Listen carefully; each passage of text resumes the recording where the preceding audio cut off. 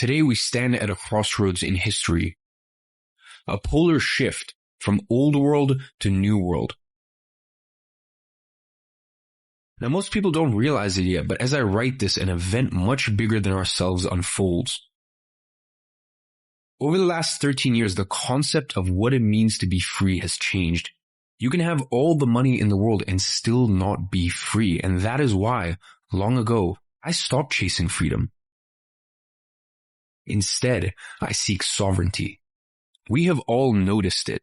There are a few people in this world who seem to have broken free from the norms. They don't have a traditional job, although they have more money than they know what to do with. They don't need vacations because they live life as if it's just one endless holiday. They don't have a single city to call home because the world is their home. It's almost as if the rules we live by don't apply to them. That, for me, is sovereignty. And this has been one of the biggest wake-up calls in life. And for you to come to this realization, I need to take you on the same journey through the history books that I took to get here. And this is how sovereign men are born. Ready to go? Let's do it. Digital Sovereignty, Episode 1, Take 1. It's true. We are currently standing at a crossroads in history, and the journey ahead is going to be radically different than the times we've experienced in our lifetimes. Although similar to a few times before ours. How do I know that? Well, because they always have been. History has a funny way of repeating itself. And I've personally learned that the hard way. Over my career, every single big event that took me by surprise did so because it had never happened in my lifetime.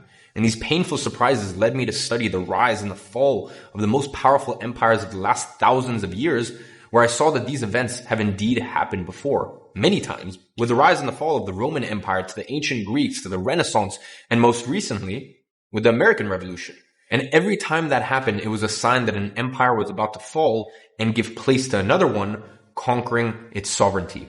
Now, as I said, the truth can't be told. It needs to be realized. Usually, you see me sitting in my office in Dubai giving you the 7 habits or the 5 money principles or the 3 things you should know, and not to say that those are not important. They are. However, it's only a little part of the equation. Those were the answers. What I haven't given you yet were the questions. The questions that led me to get to those answers in the first place. So today, I'm not here to give you the answers. Instead of me just sitting here and telling you what this new shift in eras is going to be, I'm here to take you on a journey with me. Listen. You have to go through the same epiphanies that I've personally gone through in order to understand how I got to these conclusions. I want to start off by beginning with a story. And that story brought me to this point about how along my journey to sovereignty, I discovered that I didn't actually know what true freedom meant, and how throughout this journey, I came across 3 worldview changing questions, which, while seeking their answers, helped me redefine the concept of freedom and allowed me to build the life that I actually wanted to live. This is a journey on how I became sovereign and how you can too.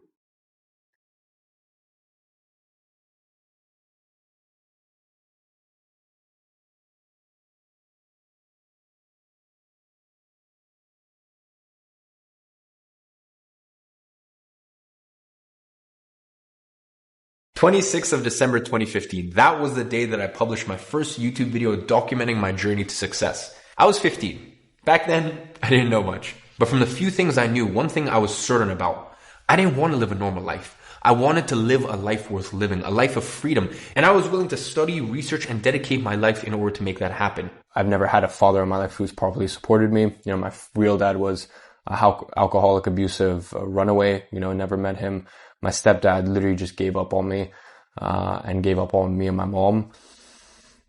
I just remember day after day coming downstairs and just seeing my mom clip those coupons.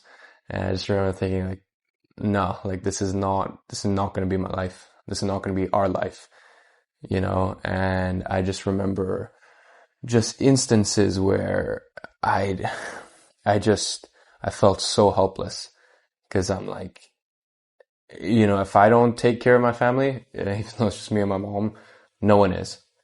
And that is how my pursuit of living a memorable life started. I knew I had to start small.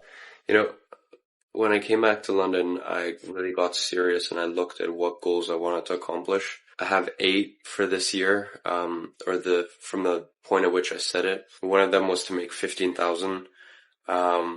Just make 15,000. That doesn't mean have 15,000 in my bank account at the end of the year or whatever. Make £15,000 in a year's time. I set that goal on the 19th, 11 days ago. And since then, I've made £514.89. So 11 days, £515. I'm on track. That is 1/30th of the way there, in 11 days. So hopefully I can keep it up. Now at first, I thought that becoming a bodybuilder would be my ticket to freedom. So I started a series called 16-Year-Old Bodybuilder. Now most people think I just created an online business and I hit my jackpot on the first run. And that could not be further from the truth. The truth is, for the longest time, I was just a guy who felt he had a lot of potential, but at the same time I had little to no success in life. I published 44 videos on my journey to becoming a teenage bodybuilder without making a single dime. Until eventually, by chance, I came across an opportunity that changed it all for me. 7th of August, 2016. I signed my first client for my content creation agency at an astonishing rate of £95 per week. We got in contact with the owner. So the owner, the coach, and I had a conference call about me possibly running their social media.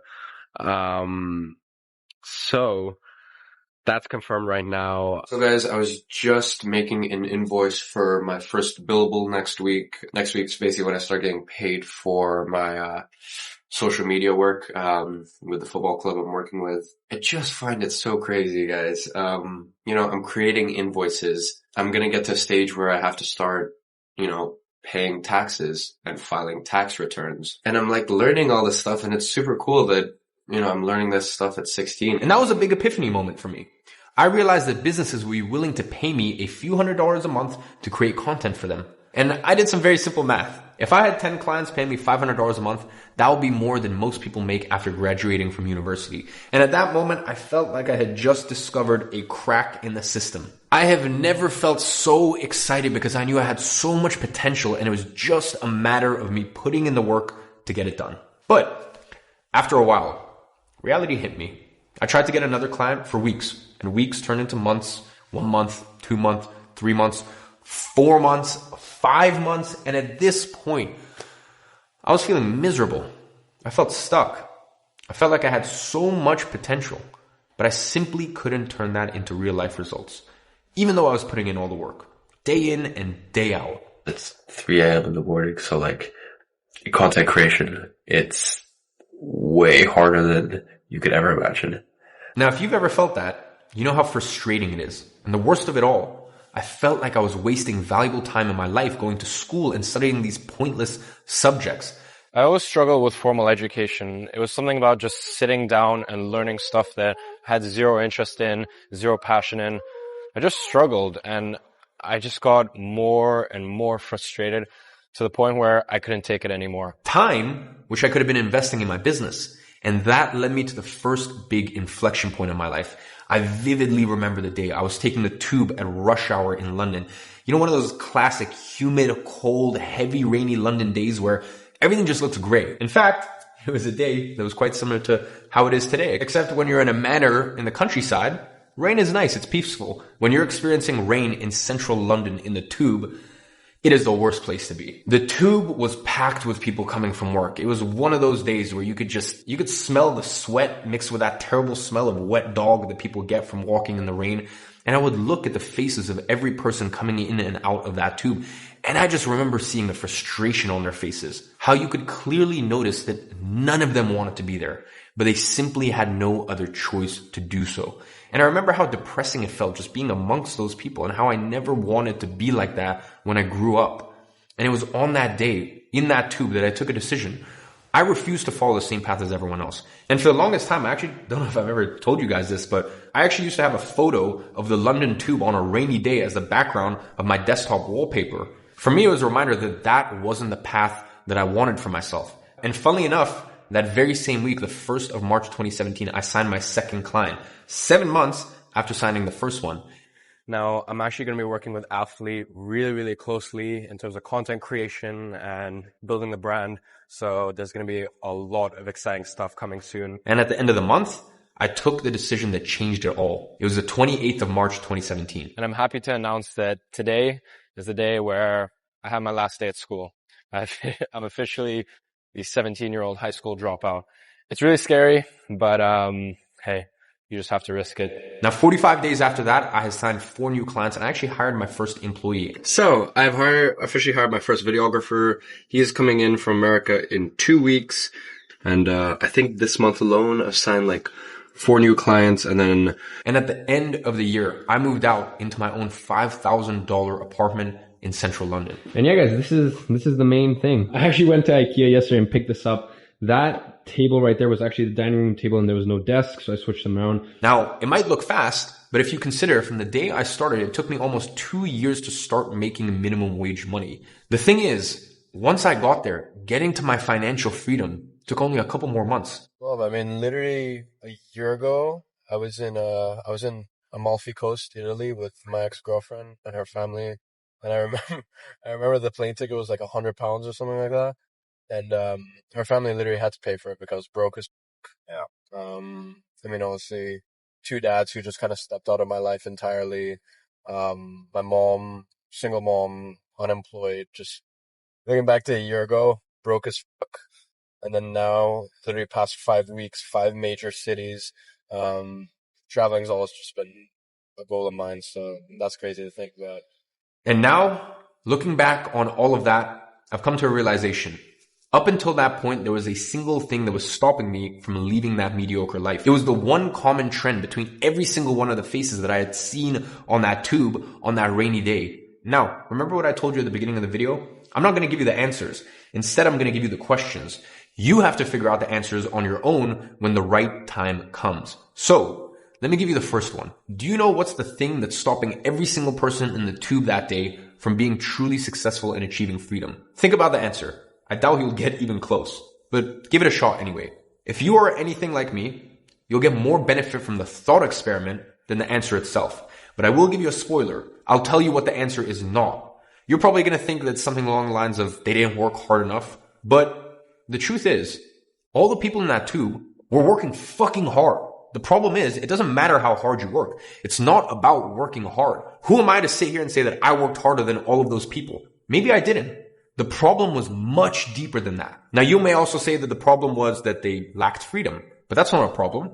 That's a symptom of it. It is a byproduct of having said problem. So anyways, we're going to get back to this in just a minute, but where did I stop?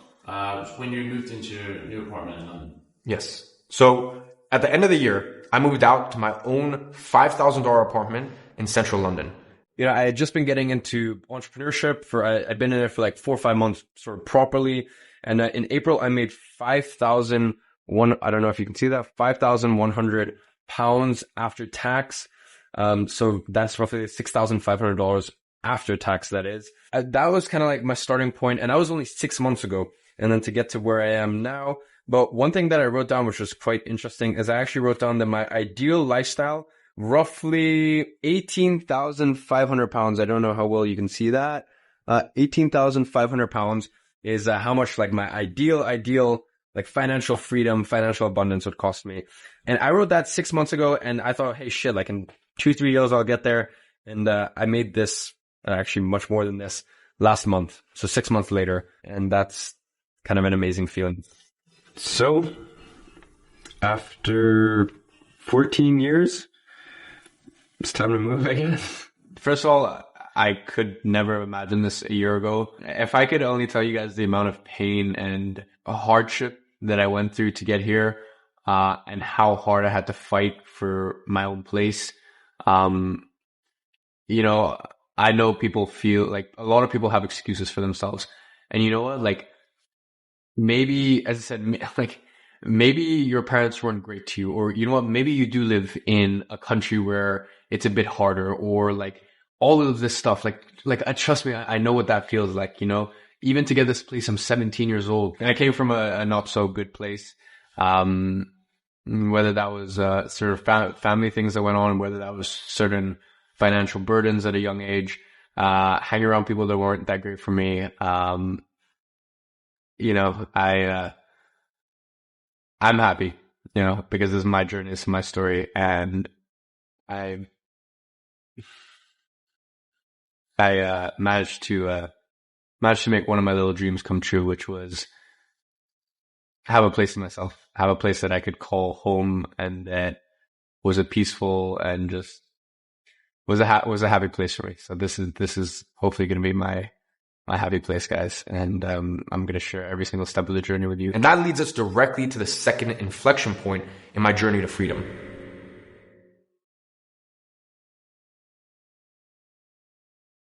You see, back in 2017, that was the first time I started hitting $10,000 to $15,000 per month consistently. Anyways, the fact that I have a super hectic day, I have 4 meetings today, I have 5 meetings tomorrow, 6 of those 9 meetings are like literally go there, close a client for IG media. And all of it was with my content creation agency. Now, sometimes I would even get flown out by my clients to shoot their content on location. Right now, I'm in Amsterdam. I've been here for roughly 10 days at this point, and I'm here for a huge business trip for my marketing agency, IG Media. Meaning, I was not only making life-changing money with my agency, I was also getting paid to travel the world while doing so. And that was a dream job for a lot of people. Get paid well, travel the world with all expenses paid, have a flourishing business. And to be honest, it was a dream for me for a long time. But for some reason, when I finally got there, it didn't feel like a dream. In fact, I was feeling more miserable than ever. I mean, you can even notice it in my voice in the clip. So guys, this is a video that I've been thinking about making for a while. I'm actually in Berlin now, doing some work for my marketing agency. But just once again, recently, it's just something that's kind of came to mind now. And how was that possible, you may ask? Well, I had to travel and be on location to fulfill the service of every single one of my clients. I spent more time doing unproductive things that I did not want to do, like commuting from one place to another, than I spent time actually working on growing my business. At one point, I barely had time to go to the gym. I was making all of this money, but in the end, I was no different than every single one of those people on the tube. In fact, it was almost as if I was supposed to be living the dream, but instead, one of my worst nightmares actually came into reality. I had become exactly like the people on the tube, overworked, unfulfilled, miserable. Even though I was making money, I felt stuck. And I knew that in order to make more money and grow my agency even further, I would need to invest more time to fulfill more clients. But I was already at 100% capacity. There's no way I could have serviced more clients. And I tried hiring people to fulfill that work for me, but that didn't really end up too well either. I was seeing no way out. Now, how could it be that after living through everything that I lived through, all the struggles, I was feeling the most miserable when I was making $15,000 a month? That was literally what I had written down as my freedom number in my journal. That was my definition of success. That was my definition of freedom. And I had gotten there.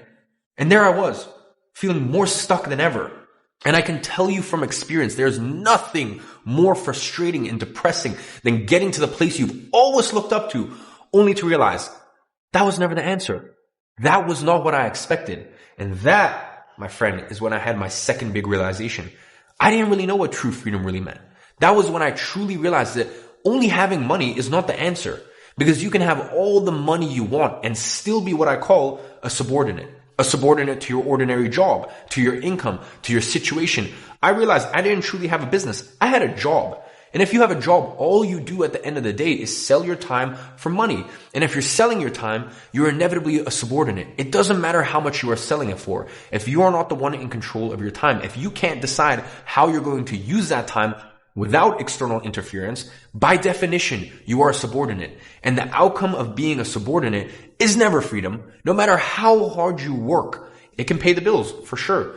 But at what cost? Is that the outcome you truly want for your life? To be a subordinate who will always dream of this false sense of freedom that you would never get to, no matter how much work you put into it. And I knew that's not what I wanted. I knew I couldn't settle for that. I knew how it felt to be a subordinate. The feeling of day after day having to go back and report to someone as if they're the ones holding the keys to your own life. And back then I used to tell myself I was successful because I was making $10,000 a month and I didn't have a boss. After all, I had 5 paying clients. But the reality was, inside, it felt more like I had 5 bosses who had total control over my time. The truth is, I was just a glorified employee.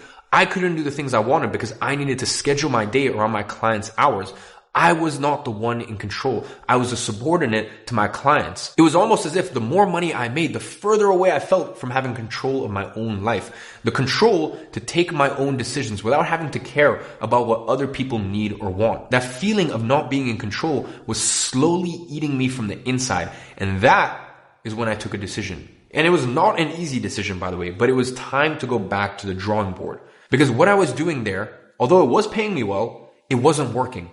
So I decided to completely rip apart my content creation agency and basically start from zero. I went from making 10, 15, 20, sometimes even $25,000 a month in profit all the way down to zero. Now this time around, I did something different. I realized that the concept of freedom had changed. So I restructured my agency and I started from scratch with a new view of freedom in mind, focused on one thing and one thing only, achieving what I call the trifecta of freedom. That is financial sovereignty, geographical sovereignty, and sovereignty of time.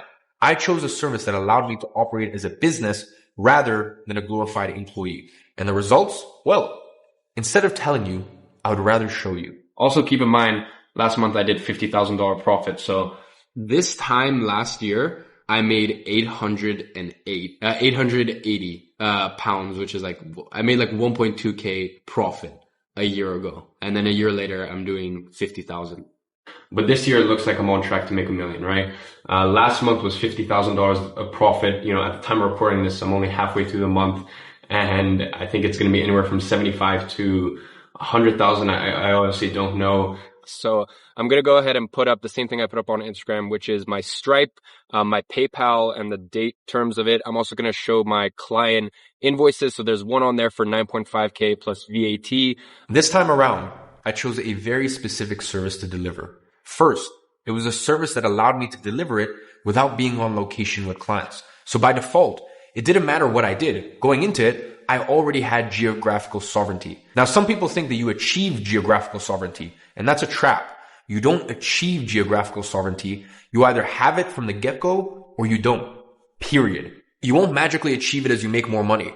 Now, yeah, maybe you won't be able to work from a $5,000 a night Maldives resort yet because you lack the financial sovereignty to do so, but you do have the choice of working from wherever you want. That could be from your room, that could be from your kitchen, from the pool, from a coffee shop. Simply not having to go to an office or meet with clients is already the first step. So if you're working a job now that doesn't provide you with geographical sovereignty, I have good news and I have bad news for you. The bad news is this job that you're working will never provide you with geographical sovereignty. And if that's something you value, you need to make a change. Now, the good news is this is one of the easiest career shifts that you can start to transition while you're still working your current job. And that is exactly what we're going to be covering in episode 2 on Wednesday. So stay tuned for that. Now, the second thing this service allowed me to do was to easily outsource it to someone else. In fact, when I first started providing this service, I didn't even know how to deliver it myself. I learned along the way as I saw other people delivering it for me. And that provided me with a sovereignty of time that I never had up until that point. 95K with one employee. And that's it this month. So 95K, one employee, streamlined operations. And I work on my agency every week, 5 hours max. For the first time in my life, I could make more money without having to do more work. And really think about that for a second. My worth was no longer linked to my time, which is the only way to truly stop yourself from being a subordinate. And just as important, my clients were willing to pay top dollar for this service. It's funny, on my story I posted the other day, I had a 32,000 pound, a Stripe payment come in. My Stripe fee for that, I think, was like almost £1,000. And so you could see, how much was deducted. And tons of people were like, dude, can't believe you're paying like £1,000, in fee to Stripe when they could have just bank wired you. To me, it's fine. I'm totally cool paying that because that brings up the likeliness of me signing a client exponentially that honestly, I just couldn't care less about the fee. And I could charge this much because the value of this service was judged based on the results that I generated them. It wasn't based on how long I spent on shoot or how many videos or pictures that I delivered in a week, because all of those require you to invest more time if you want to get paid more. And that is how you get tricked into becoming a subordinate. Now, with this service, if I wanted to double the results I was generating them, I could easily do so with literally 2 clicks on my computer with the exact same amount of work that it would take for me to generate half the results. And now that you know all of that, I want you to ask yourself the same question that I did that led me to truly understand what freedom means and got me to completely rip apart my agency and start from scratch. Right now, are you truly free or are you subordinate? Does your work make you free or does it make you a subordinate? And really think about that answer. And maybe it leads you to completely rip apart what you're currently doing so that way you can strive to become truly free as I did. And hopefully it will have as much effect on your life as it did on mine. And by the way, don't worry, I'm going to walk you through the exact thought process to get to the answer to these questions in just a few minutes. Now, that takes us directly to the third inflection point.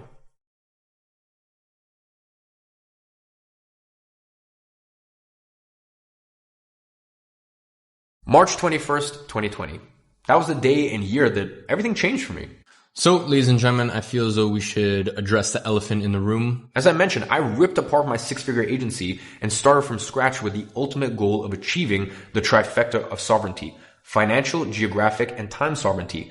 But what I didn't truly grasp at that time was how much wealthier I actually was than pretty much all of the professionals that I used to look up to. Wildly successful lawyers, real estate agents closing multi-eight-figure deals, even industry titans with hundreds of locations across the country. Now, how could I be wealthier than all of those 8- and 9-figure individuals back then? While all I did was simply own an agency. I mean, the math isn't mathing, right? And that is exactly the problem. Because just like you're doing now, I was judging wealth by the amount of money I had. And what COVID made me realize is that the definition of wealth has changed. You could have $10 million in your bank account and still be a subordinate. Because if you lack the time and geographical sovereignty, you're not truly wealthy or free anymore. You're still a subordinate to something or someone.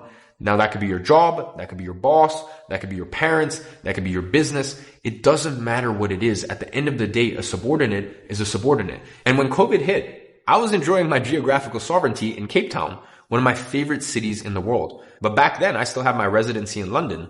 And a few things started to happen there that I didn't like. Back in London, I wasn't allowed to see my friends. I wasn't allowed to go to restaurants. I had to wear a diaper on my face. I mean, even one of my bank accounts that I had saved over £1 million got shut down. But I guess that's a story for another day. And simply said, it wasn't enough. So I decided to leave London for good.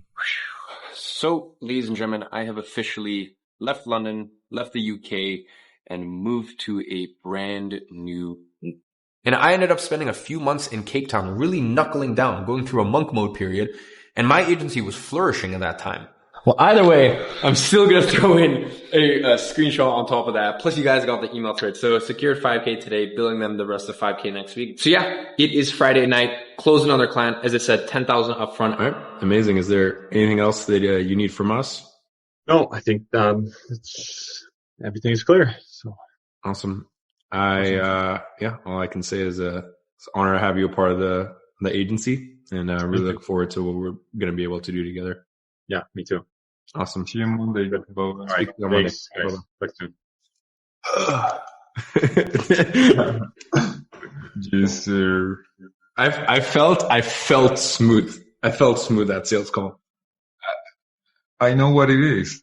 What?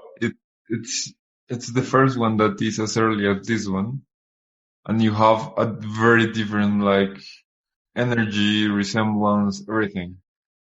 We need to set them up all in the morning. Yeah, I agree. In the mornings, I'm excited. Lots of new clients, lots of good clients. 3 new clients in 24 hours. Let's get it. But yeah, I'm very, very happy. 3 closes in 24 hours. I got another sales call in an hour. Boom. 3 out of 3, baby. And then finally, I moved to Dubai so that I could truly enjoy my sovereignty. Now, that's when it really got to me how free I actually was, because all of these people I used to look up to, the successful lawyers, the 8-figure real estate agents, businessmen with a lot of locations, they were kind of stuck. They couldn't move to another country if they wanted because they were stuck in their specific geographic location. The ultra wealthy doctor couldn't leave because he had patients to treat. The lawyer couldn't leave because his clients needed him now more than ever before. And the businessman couldn't leave because he lost his employees and had to fill in for them. Even without a boss, they were still subordinates to their own circumstances. So in my mind, the people with these types of money were the ones in charge. I thought they could do whatever they wanted because their money would allow them to. I thought their decisions didn't depend on anyone other than themselves. But it turns out I was wrong. Even with that level of wealth, they still weren't completely in control of their decisions. They weren't in full ownership of their lives and futures. In contrast, there I was, A 20-year-old that could do whatever he wanted, live wherever he wanted, without those decisions affecting my business and my financial freedom by a single cent. Listen, in the end, I was actually the only one who had full ownership of my life and the decisions without depending on any external factors. And that's when I realized times had changed. You could make a few $1 million a year and still not be sovereign. On the other hand, you could be making as low as $10,000 a month, but have the trifecta of freedom: financial, geographic, and time sovereignty. In fact, I would much rather make $10,000 a month and have the trifecta of sovereignty than to make $1 million a year and be a subordinate who is not in control of his own life. And realizing that shift taking place in real time, it took me by surprise because it was something I never experienced in my own lifetime. And so I decided to go on a quest and figure out why the times we are currently living through were so different from the ones before. I decided to go back to the history books and study those big shifts in eras and why they happen and what are the ultimate consequences of those shifts and who ends up being the winners and the losers. I studied the rise and the fall of the Roman Empire. I studied the Dutch and how they conquered uncharted lands across the oceans and then lost it all. I studied the Renaissance and most importantly, the American Revolution. And that is when I realized there's a much bigger story here that's not being told, that a lot of people are not yet seeing. One, which is being written right in front of our eyes. You see, throughout my research, I realized that all of these events always pointed back to the same place, to this one little known concept. And this concept seemed to always be lurking behind the scenes, influencing the dynamics of power and social hierarchy during the big shift in eras throughout history. This one concept really stuck with me. And after I started looking at the world events through the lenses of this one concept, it all really started to make sense. Now, if you haven't guessed yet, this concept is sovereignty. If you study history, you will see that sovereignty represents the ultimate authority of a state to govern itself, the supreme power to make decisions without external interference. By definition, it is a fundamental principle that underpins the autonomy and independence of a nation, ensuring its freedom to determine its destiny and protect the interests of its people.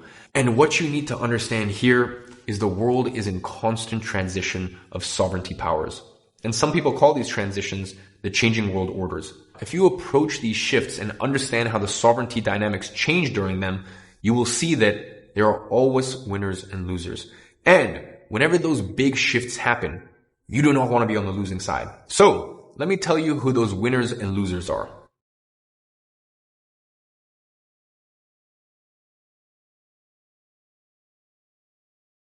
Old world versus new world. You've probably heard these terms being thrown around before. Now, have you ever stopped to actually ask yourself what that means? Well, it turns out that the old world and the new world are the two outcomes of a change in sovereignty. And if you pay attention, you're going to see this pattern repeating itself throughout history. You can go all the way back to the fall of the Roman Empire. Old world, which was represented by the declining Roman Empire, a world of crumbling infrastructure and, to be honest, fading glory. You have citizens who lived in constant fear of invasion, struggling with rampant inflation and devalued currency. Then you had the legal system that became so corrupt and people were bound to their social classes with little hope for advancement.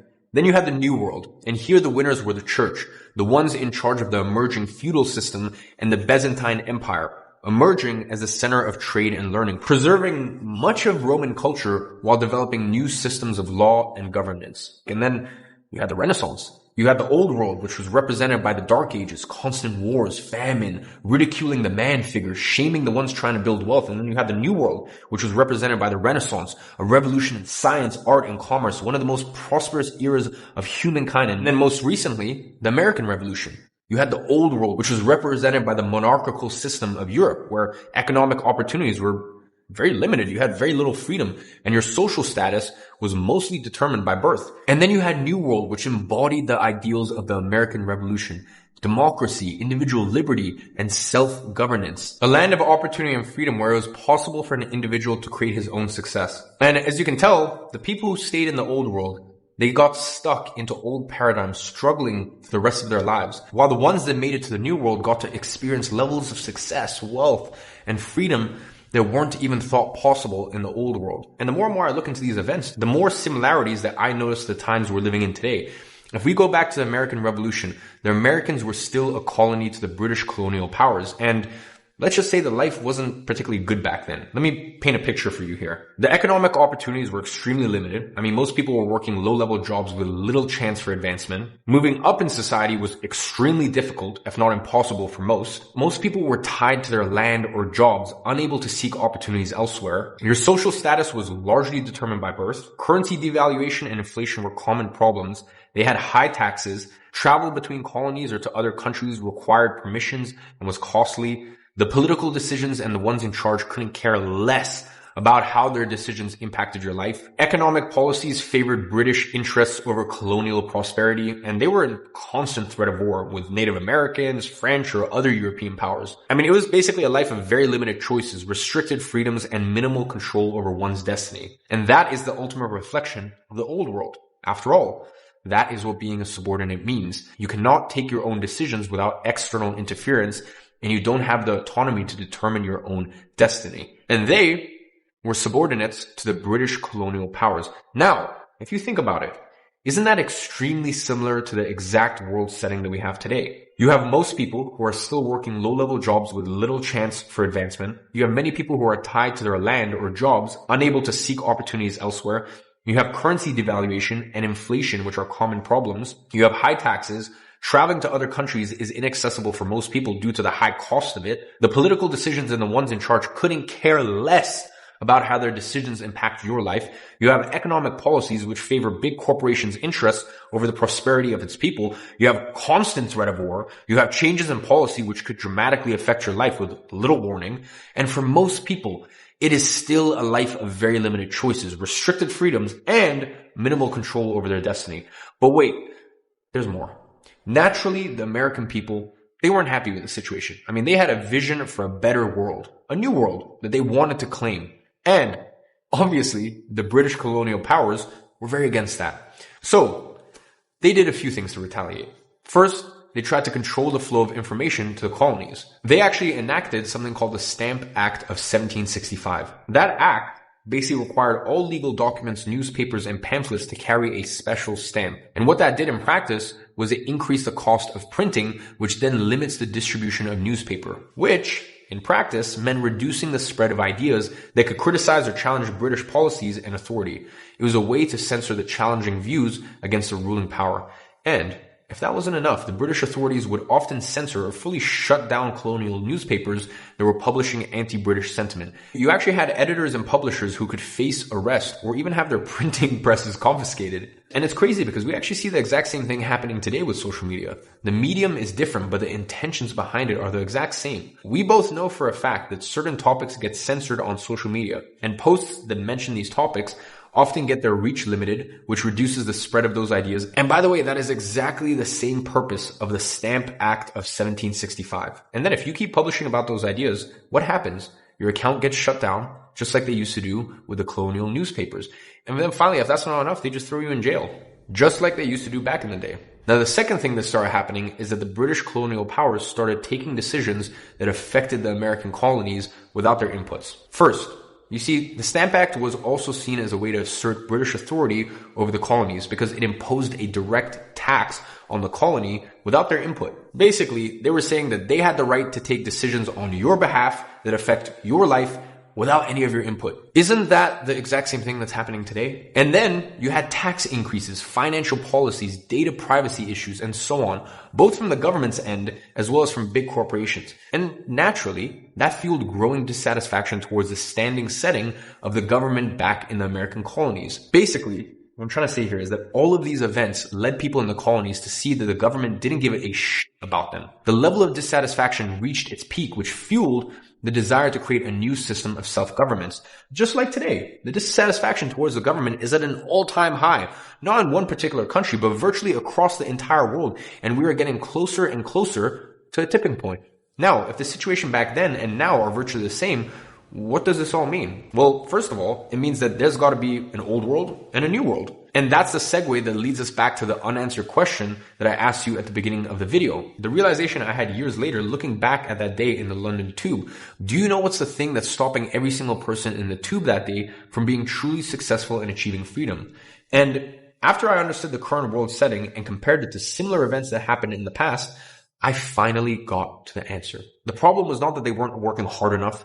The problem was not that they weren't smart enough. They were working hard. They were probably just as smart as me, if not even more. Bear in mind, I'm a high school dropout. The problem was they were stuck in the paradigm of the old world. They were all subordinates. They all believed that if only they worked hard enough, they would eventually be granted with sovereignty. But as we know, it doesn't matter how hard they work. It doesn't matter how much money they accumulate. They will always be running the same race. They think that their work is going to eventually grant them with sovereignty. And that will never happen because sovereignty needs to be earned. And that illusion keeps them as subordinates for their entire lifetimes, just like the Americans who were once subordinates of the British colony. We're stuck in the same situation today. It doesn't matter what time in history you are. If you are stuck in the old world, the consequences will always be the same. You are going to be a subordinate. Now, if there's an old world, that means there also needs to be a new world where people achieve their sovereignty.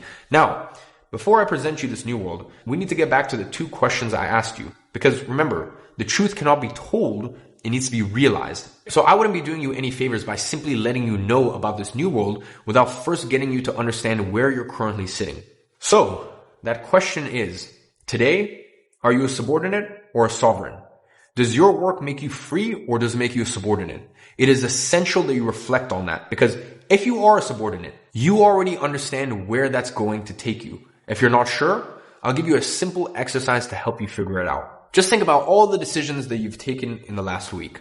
From the moment that you woke up to the moment that you went to bed. Out of all of those decisions you took, how many of those were actually your decisions that you took without any external interference? And how many of those were actually other people's decisions? Waking up at the time you woke up at, was that your decision or was that someone else's? Getting home the time that you got home, was that your decision or someone else's? What you had for lunch, was that your decision or was that someone else's? What about the clothes you were wearing?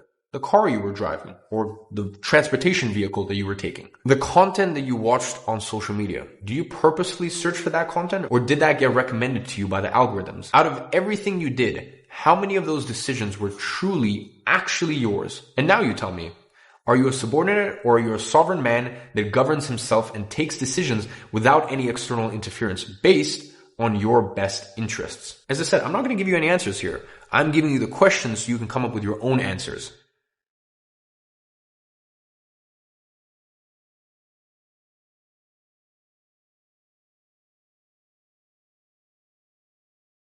Now remember, history repeats itself. It is in periods of monumental changes that the once-in-a-lifetime opportunities arise.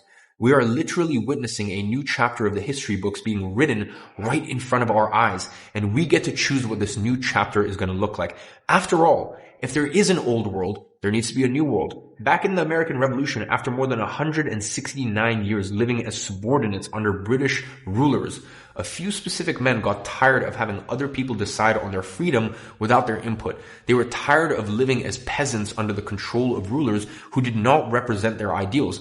They, quite frankly, were tired of the old world, and instead, they wanted a new world. A land where a man could make his own work, where a man could benefit from the brilliance of his own mind and the strength of his own muscles, the might of his own will. And they were determined in turning this vision into reality. And throughout this determination, a new type of man arose. They were called sovereign men. The sovereign men pushed the boundaries of what was thought possible in terms of freedom, opportunities, meritocracy, and individual autonomy by creating a land of opportunity and freedom. These sovereign men led to a new era, a new world. They created a reality where it's finally possible to pursue new industries and innovations without British constraints. They made merit-based advancements real. Your birth wasn't the deciding factor on your level of success anymore. And that is why the concept of the self-made man emerged. They made it possible for regular people to travel between states freely and settle into new territories. They created a culture that celebrated and rewarded individual initiative and risk-taking. And they made people, for the first time, believe in progress and the ability to shape their own destiny. The sovereign men put an end to the old world and led the way to an era where for the first time, regular people could become sovereign. For the first time, the people had supreme power to govern themselves and make decisions without external interference. Wouldn't that be a sight? Living in a world where you can have supreme power to govern yourself and make decisions without external interference based on your own interest and determine your own destiny. Listen, If you aspire that, this might be one of the most important messages that you're going to hear in your lifetime. Because right now, we could be on the verge of breaking into a world just like that. Follow me for a second. Do you see all the parallels between what happened back in the American Revolution and what is happening right now? Those are the signs of an incoming change in sovereignty. So listen, there is a crack in the dam. We are on the verge of a new shift in sovereignty where the paradigms of the old world are going to be redefined and surpassed. And a major social change will take place. Not only that, the ones that get to this new world are going to experience one of the most prosperous eras modern day society has ever experienced. A lot of riches will be created and the average guy will have the same amount of opportunities and luxuries that only kings had just a few centuries ago. I call this new era digital sovereignty. The digital revolution now allows us to achieve our own individual sovereignty without having to rely on the old system anymore. And if you don't believe me, just look around you. Tell me this isn't literally what is happening right now. If you look around, everybody making it big in their 20s today, what are they all doing? They all have an online business. They created an app or a software business. They created their wealth. Maybe they created their wealth with crypto, or they had a high income skill that made them money online. Every single young man today in their 20s who created their own fortunes did it through the digital world. It's almost as if they're all finding success in this alternative reality where the regular rules of the game just simply don't apply, where you don't have to spend decades working your way up to a good salary in a big corporation, where you don't need to spend half a decade going to college and being a subordinate to teachers, bosses, etc. This entire wave of new sovereign men are all finding success in the digital realm, which is literally the new world that is being created in front of our eyes. And by the way, this wasn't here 15, 20 years ago. And the thing is, most people, they just haven't realized it yet. They haven't realized that this world exists and that they do have a choice. We are at a transition period leading up to this big shift in sovereignty. I mean, just think back to the American Revolution. That did not happen overnight. The Stamp Act was in 1765 and the Declaration of Independence was adopted in 1776, 11 years later. It took over a decade. That was their transition period. And that's exactly what we're living through right now. I mean, really think about it. 10 years ago, it was not possible for the average Joe to leap into this new world. Today, it is. And those that take advantage of it will experience a fast ascent into the social hierarchy like never before seen in mankind. They will enjoy the spoils of a shift in eras. And different to past revolutions, for the first time in history, it doesn't depend on an entire nation to come together and overthrow a ruler and claim for independence. Today, you can claim your own individual sovereignty without having to depend on anyone else. Nowadays, you have zero excuses. If you have internet and a phone, you know, you can start your personal brand. You can start your business. You can travel. You can see the world. Like, there's nothing you can't do on an iPhone or any phone for that matter nowadays. And now you have the option to renounce on the traditional old system, becoming a renegade and joining the digital world, just like I did back when I was 15. And if you haven't noticed, this entire episode was my own story of me leaving the old world and discovering this new world of digital sovereignty and how I got there. Basically, my ideal situation would be having my own studio, sitting there in my studio with all the perfect lighting. I honestly can't tell you how many years I've waited to make this video. I'm not talking about an idea I had for a few weeks or a few months. I'm talking years I've been waiting for this moment. Recording snippets of my day and then talking about this happened and then showing the clips, this happened, etc., etc. So we're making like a story out of my day. So our week pretty much included a lot of boat days and a lot of lunches. A lot more boat days and then even more lunches. And I was pretty present to say the least. And I got some good runs in to sweat off the food, as well as maybe a couple tequila shots here and there. But then the next day I found myself on another boat with more lunches. Oh, and we also bumped into Steve. You remember Steve, don't you? That's why we travel to all these places. Let's see all our clients here. And this is my next client. Would be awesome to take this thing, and who knows, like maybe one day when like I get really big and everyone's like, that's so cool, I want to be on your vlog. Then I can bring this in. It could be super cool. I'll be serious with the moving different today. All right, how you doing? Good to see you, bro. See you, bro. Feels good to be with you, man. We're gonna have a crazy.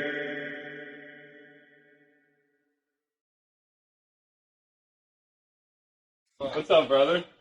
So good to see you. We are now living in an era where you don't have to go to work because you can work from anywhere. Yeah, it's funny. Like a lot of time people think that, running a $45,000 a month agency, and have this swanky office and this thing and that thing. And no, like I literally just work in that office. That office is what pumps out $45,000 a month on average profit with my agency. You don't have to clock in at 9 o'clock in the morning because you can wake up and work at the time that you want. Whether that's 10 a.m., 3 p.m., 2 a.m., that's your choice. And for the first time in history, it is realistic for someone in their 20s to make enough money to become truly free. So I've just made my first $1 million profit by the age of 18. Really think about it. Before the internet, how the hell would you achieve the trifecta of freedom? That was a perk that was only reserved to the noble, to the kings, to the individuals with unimaginable wealth. How the hell would you do that even 30 years ago? And the conclusion here is very simple. If you are not on the internet, you are missing out. You are missing out on this whole new world of opportunities and freedom. The world of digital sovereignty. The sovereign men of the American Revolution fought a war to achieve as a nation a fraction of what is possible for the average dude to achieve by himself today. I mean, think about how pissed they must have been with the old world to a point where they were willing to risk it all. They were willing to risk their lives, their families' lives, their land, all in the name of conquering their sovereignty, which still doesn't even come close to the levels of sovereignty you can have today by simply making $10,000 a month working remotely from your computer. And if that is not enough to get you pissed off that you are still stuck to this old world and missing out on this huge opportunity that is digital sovereignty, knowing that your ancestors fought entire wars, went on life-defying expeditions across oceans, building entire nations just to get a glimpse of that level of sovereignty that you can have today, if that doesn't get you fired up, I don't know what will. And just like during the American Revolution, the people who fought for the new world became sovereign. During the digital sovereignty, the people who took a leap of faith and jumped into this new world will too become sovereign men. History repeats itself, and we are now at an inflection point that could take one of two turns. Either, just as the pioneers of the American Revolution faced a choice between remaining under British rule or fighting for independence, you now must choose between remaining tethered to an outdated system or declaring your own digital sovereignty. And those who stay in the old world will find themselves left behind, struggling in an increasingly challenging and restricted world. But those who embrace the new world of digital sovereignty will become the architects of their own destinies, enjoying the levels of freedom and prosperity that were unimaginable just generations ago. And just like with the American Revolution, there's one catalyzing event that marks the final stage of the revolution, the leap into the new world. In their case, it was the Declaration of Independence. And in your case, you need an action to represent that leap, to declare your transition from old world to new world. Mine was the moment that I showed you at the beginning of the video when I dropped out of high school. For me, that was a big decision. That meant revoking everything my mom had worked for her entire life. I mean, listen, that woman is a superhero. I was raised without a father. My biological father was an alcoholic abusive. When I was born, my mom worked 3 jobs. My grandparents took care of me. Eventually, we ended up moving to London when I was 4 years old, and things looked like they were on the up. Things looked like they were about to turn into a dream, and that dream very quickly turned into a nightmare. And when I was 11 years old, my stepdad cut off me and my mom. And we were plunged back into the same situation I was in Russia. But the one thing she sacrificed everything for was my education. So you need to imagine everything that she had been working for her entire life, her dream of, okay, I'm going to give him this education and that will be my one gift to him. I threw it all away. I never finished school. I have no diploma. I have no certificates. I have nothing. I gave up all of that because I knew deep inside that there was something better waiting for me, waiting for us in the new world. Giving up on what she had sacrificed her entire life to provide for me was my Declaration of Independence. But nonetheless, it was not an easy decision for me, and it might not be an easy decision for you either. Whatever that Declaration of Independence means for you, it will probably be a difficult one, but you gotta take that decision. It is the only way. So if you are ready to take a leap into the new world and to leave the old world behind, on Wednesday at 12 p.m. Eastern Time, on episode 2, I'm going to show you how. So ladies and gentlemen, honestly, sometimes watching back over these clips and watching back over my story, it makes me emotional. I became the hero of my own story, and I can't wait for you to become the hero of yours.